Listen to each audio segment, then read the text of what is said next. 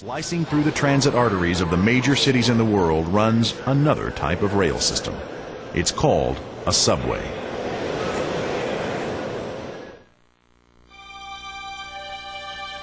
The Toronto Transit Commission, or TTC, has one of the most modern transportation systems in the world. Its subways and commuter trains had never had a fatal accident in its 42-year history until August 12, 1995. 6:02 p.m., the end of a workday. It's the second day on the job for the rookie driver of Run 35. He pulls out of St. Clair West Station and heads underground south to DuPont Station. Suddenly, a stopped train appears directly in front of Run 35. There is nothing the driver can do.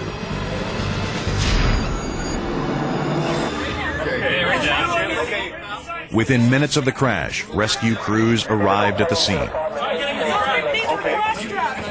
Seeing two of these large subway cars sort of mangled together, there's really no way to describe it. You have to see it. You know, it's a very large, very strong structure that has tangled itself together, and it's not easy to get it apart. When you got right to the site, you were met with this catastrophic damage to these trains, this large ball of steel with patients trapped in it.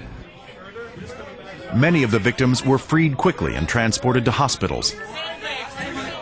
Several others remained trapped in the wreckage. This ball of steel would be, I'd liken it to an onion. As you stripped away pieces of metal, other pieces moved in another direction, and that's what made the whole extrication so difficult. The force of the impact caused the two trains to balloon to the full diameter of the tunnel. The expansion of the cars sealed off the tunnel's airflow and ventilation. Over 200 rescuers faced unbearable conditions.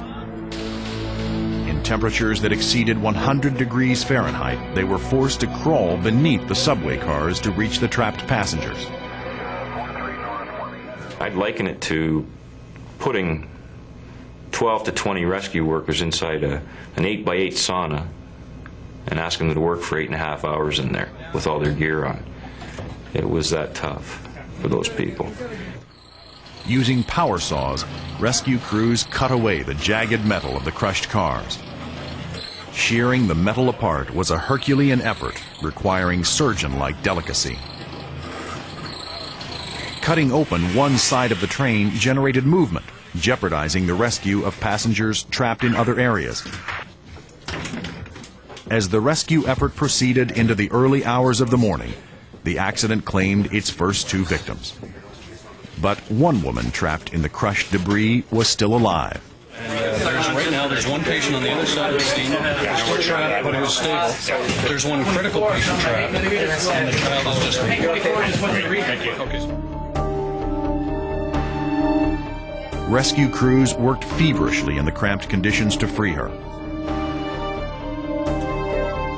After several hours, the critically injured woman was finally pulled free. Despite the heroic efforts of rescuers, the woman's injuries were too severe and she died on the scene. The one thing that probably stays with a lot of the guys is the one victim that we helped out in the tunnel, and she didn't survive. She was conscious for a fair bit of the time. I meant to learn later on that she didn't survive. That's a tough thing to have to deal with.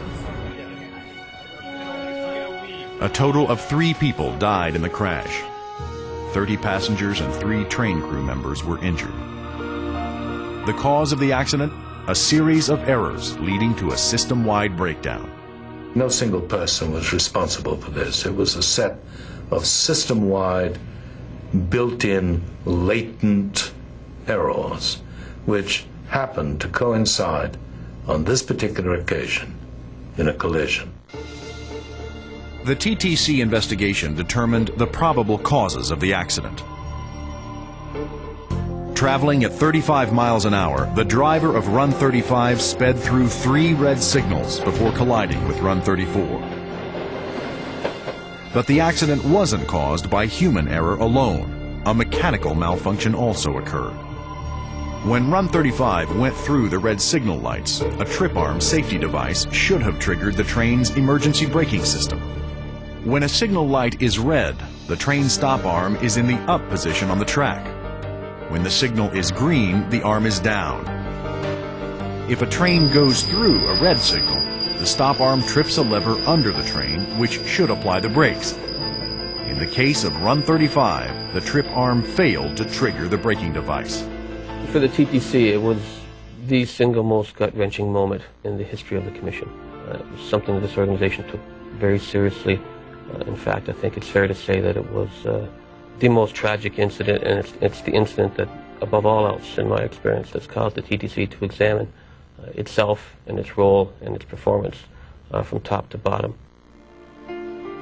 As a result of the accident, the TTC implemented several new policies, including new training programs for drivers, strict disciplinary actions for signal violations, and a more thorough examination and replacement of aging equipment.